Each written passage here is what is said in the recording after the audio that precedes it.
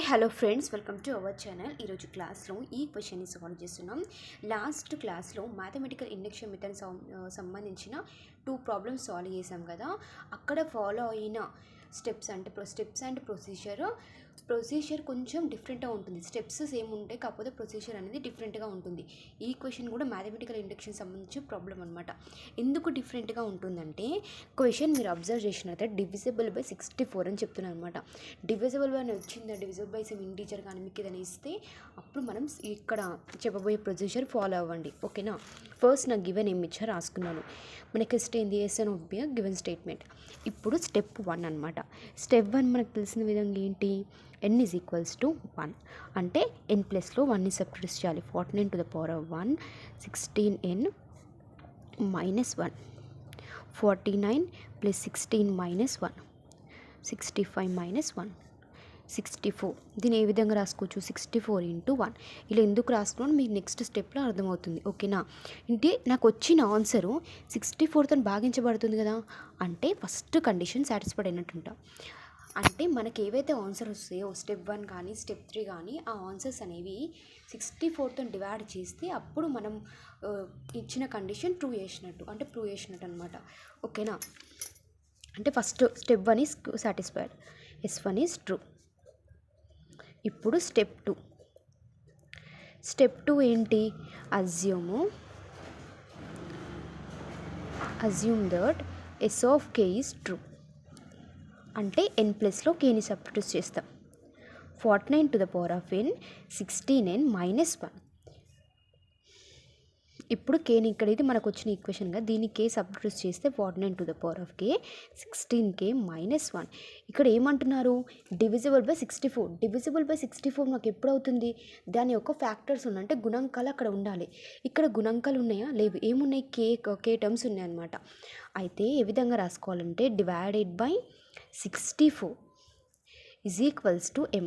ఎందుకంటే ఇక్కడ ఏం లేవు కాబట్టి, కే టర్మ్స్ ఉన్నాయి కాబట్టి దీని యొక్క ఫ్యాక్టర్స్ ఏం లేవు కాబట్టి m అని ఒక ఇంటీజర్ని తీసుకున్నాను అనమాట, ఓకేనా. ఇప్పుడు నేను కే యొక్క వాల్యూ కనుక్కోవాలి. ఏంది కే యొక్క వాల్యూ కనుక్కోవాలంటే ఇక్కడ సేపు పంపించాలంటే m64, 49 to the power of k, 64m minus 16k plus 1. నాకు ఇప్పుడు 49k యొక్క వాల్యూ వచ్చింది. ఇప్పుడు స్టెప్ 3 ఏంటి, n is equals to k plus 1. అంటే S of k ప్లస్ 1 అనేది ట్రూ అని ప్రూవ్ చేయాలన్నమాట. 49 to the power of k plus 1 plus 16 into k plus 1 minus 1. దీన్ని సపరేట్ రాసుకోవచ్చు కదా. 49 to the power of k, 49 to the power of 1 plus 16k plus 16 minus 1. 49 to the power of k into 49 1 plus 16k plus 15.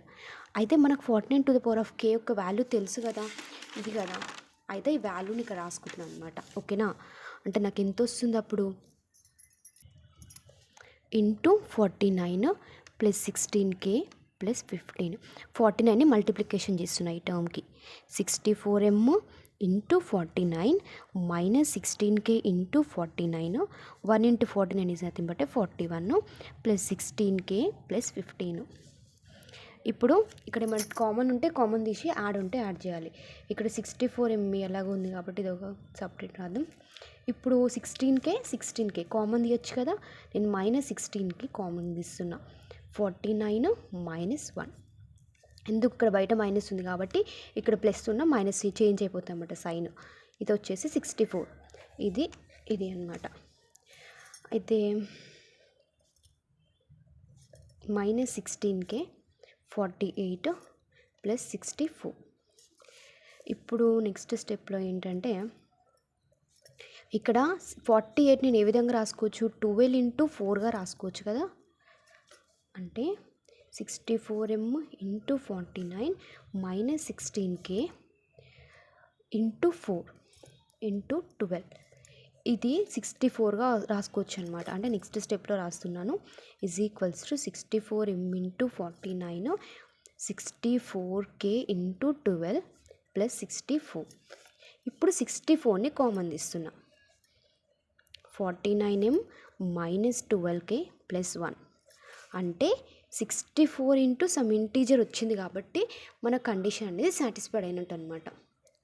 ఓకేనా, అంటే step 3 కూడా satisfied అయినట్టు, అంటే S of k + 1 is true. ఇంతే friends, thank you.